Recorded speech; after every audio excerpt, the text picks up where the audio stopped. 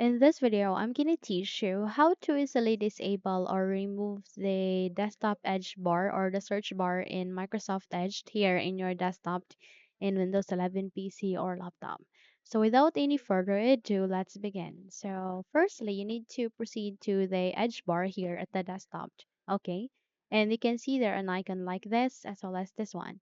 So all you need to do is you need to proceed with the three dots here, which contains the settings and more. Please click on it and it would open up a window like this where you can see your user account, the profiles, the open search bar, about, send feedback, and more.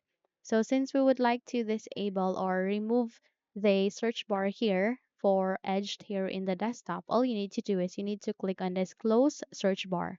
So tap on it.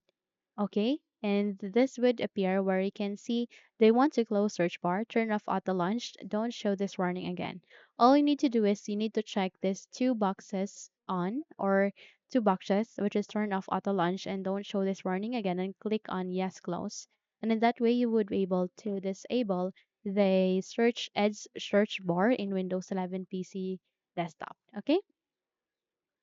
So that's it. If you think this video helped you a lot, then please don't forget to subscribe, hit the like button as well as the bell icon to be updated for more tutorials like this. Thank you for watching this video and have a good day, everyone.